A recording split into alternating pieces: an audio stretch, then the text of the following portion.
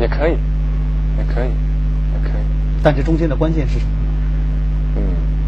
是你的兴趣。我不知道，我12年之后，因为现在的想法肯定会和奥运会之后的想法又会有不一样。对，我不知道以后的想法会怎么样，有可能我还会练一届奥运会。对，这中间就是到底支持你的这种动力，目前你快乐，快乐。我觉得一个人一直要保持快乐的心情是不容易的，真的是不容易。也不是的，就是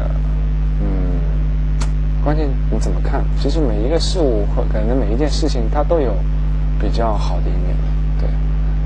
然后我自己觉得现在对我来说，可能是我心态比较放松吧。可能我自己也觉得，就像今年世锦赛，罗伯斯拉了我2下。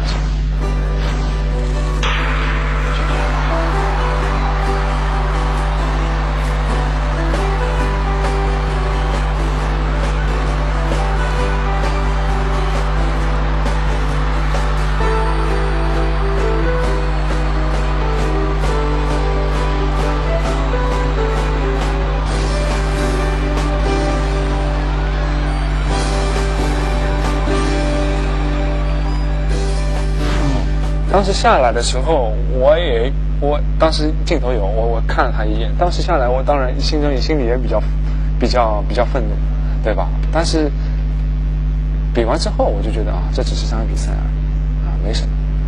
他也是可能怎么说呢，比较急了吧，也是本能反应我当然也没有管他，但是当时也愣了一下，我就觉得这场比赛就这么结束了嘛，肯定也有点遗憾。但是赛后之后，真的没什么。因为如果这次比赛你能拿到冠军的话，那毫无疑问就是你从你08年受伤一直到现在康复，到重回巅峰，这一切就变得很完美。但现在就是这个家伙的干扰，没有，也很好，也很好。对我自己来也，其实怎么说呢？比赛就是这样，你不到终点，很多东西都无法预知的。然后。对这个来说，我能够碰到这样的事情，也算我运气好。对我什么东西都经历过了。你说在赛场上，你说还可以碰到这样的事情，你说也挺不容易的，对我自己来说，对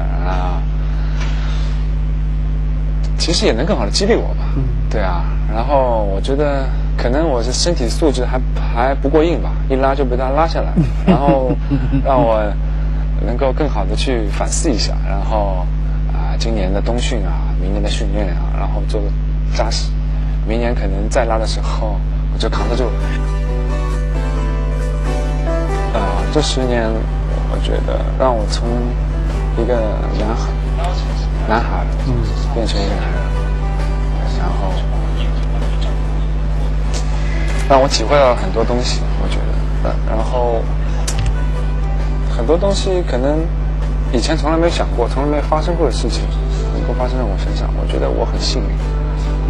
我要好好去珍惜。对，再怎么样讲，能够拥有不平淡的人生，这就是一种很大的幸运。这是一种财富，对我来说真的，我很感谢。好，谢谢刘总，谢谢吴昕婷。